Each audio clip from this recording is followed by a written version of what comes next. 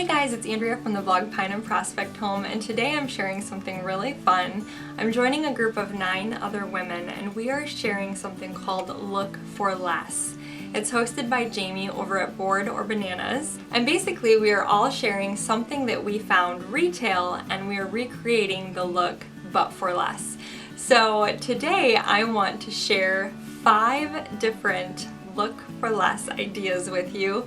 5 different affordable DIYs that look like they were expensive, but really they didn't cost me hardly anything at all. So I'm excited to share these ideas with you, and be sure you check out the playlist that I'll have linked below so that you can watch all the other fun videos in this collaboration. So the first look that I want to share with you guys today is the wooden side table that I have next to one of my white chairs in my living room.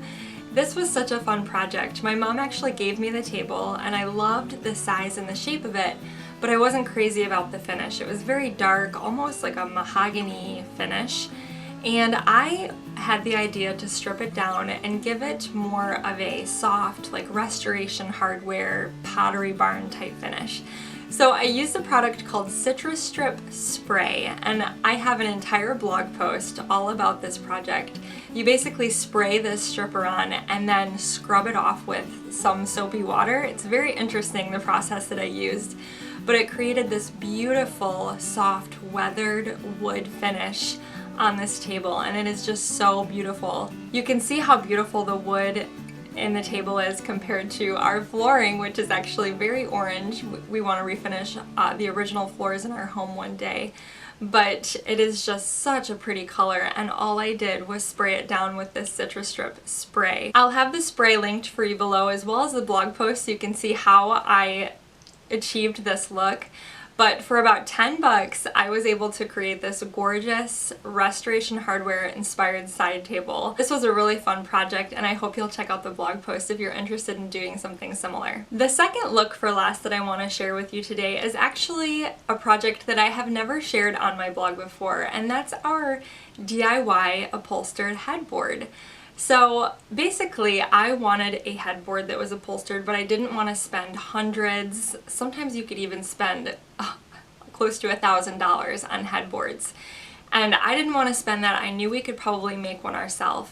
So I drew a design for my husband and he recreated it on a piece of plywood. We pieced together some foam that I already had on hand from an old headboard project that I had tried before, used some quilt batting to wrap around the foam and the piece of plywood and stapled it to the back. And then we used a canvas drop cloth. I washed the drop cloth, ironed it out, and we used that as our upholstery fabric, which saved us so much money. I love the color of canvas drop cloth. It's a beautiful neutral sort of beige khaki color.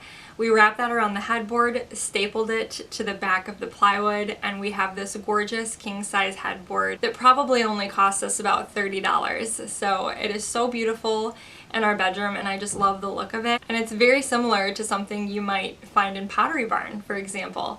Okay, the third look for less that I want to share with you guys is actually a couple of signs that I have throughout my home that look like I purchased them at an antique store, when in reality they were absolutely free because I created them myself. So if you've been antiquing lately, or if you've gone on Etsy, true authentic vintage antique signage is actually very expensive. I love the look of vintage signs. I think they're so neat, and one day I would like to have an authentic one in my home, but I thought I would recreate that look for a lot less by just making some myself. So the first sign I want to talk about today is another project I have never shared on my blog before, but it's the sign above our couch in our living room. It says Francavilla and Sons. And I think the trick to really creating a sign that looks authentically vintage is to start with an old piece of wood. So in this case I used an old piece of plywood. It was probably laying outside for a period of time because it was very gray in color, and I used some stencils that I purchased at Walmart, and I stenciled our last name, and since I have 3 little boys I added "and sons" to the end, created a little border, and then I took some sandpaper and I just lightly sanded some of the letters off so that it looked like it had naturally aged over time and the letters had worn off.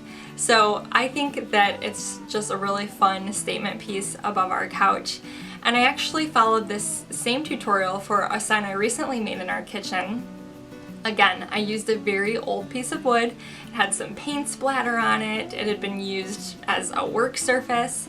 And I had my husband cut it out for me, and I painted a street name on there that's special to me, and I also did the same thing where I slightly sanded some of the letters to try to make them look distressed and worn, and now it looks like a truly vintage sign above the window in my kitchen. Both of these signs were absolutely free. I just used acrylic paint that I already had on hand, and again, the wood for both of these projects I already had laying around. The fourth look for less that I'd like to share with you today are the wood beams that I have in my kitchen and my entryway. These are faux wood beams, and I have the tutorial for this on my blog if you're interested in checking it out. It seems to be a very popular blog post. I think a lot of people are interested in adding beams to their home, and this is a very affordable way of doing that.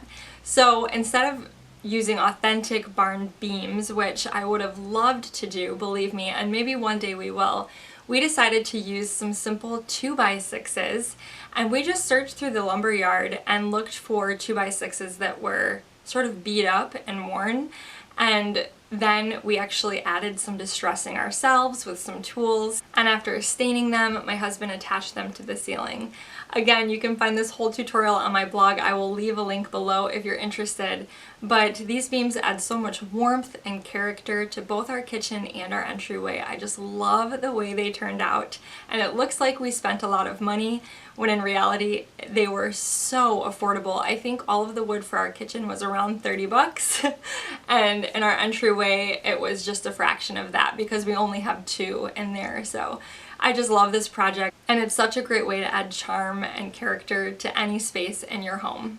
The final look that I'd like to share with you today is actually a much smaller project than faux beams, but this is a fun DIY that I think is very simple. Anyone can do this, and it's the marble cake stand that I have sitting in my dining room right off of my kitchen. So if you have shopped at all for marble cake stands, or even marble in general, it can be very expensive. I love the look of marble. I think it's beautiful. And I happened to be at a thrift store one day when I found a round piece of marble, and it was, I think, $6, and it happened to be 50% off that day. So I decided to take it home with me because I thought maybe I can do something with this. It's kind of pretty. Well, on another thrifting trip, I ended up finding a pretty thick candlestick, and you can probably guess what I did with those two items. So I decided to glue the wooden candlestick to the piece of marble, and I created this beautiful marble cake stand for under $10, and I actually even found on another thrift store trip a glass dome for it. So it's just such a beautiful piece, and I've actually been asked about it a couple of times on my Instagram feed where I got it from, and the whole thing was a DIY, and it was so affordable. I have seen a lot of DIY cake stands floating around Pinterest, so I know this is not an original idea, but I just think it's neat how you can take, you know, a couple different items, and by combining them together they create this functional, beautiful piece that you can use in your kitchen or dining room. So those are my 5 looks for less today, and I just again want to thank Jamie for inviting me to be a part of this fun collaboration. Make sure you check out the playlist below in the description so you can watch all the other fun videos. I'm sure there are so many awesome ideas and all of them, and I can't wait to watch them myself. If you are new to my channel, please be sure and hit that subscribe button. Thanks for watching, guys. Bye-bye.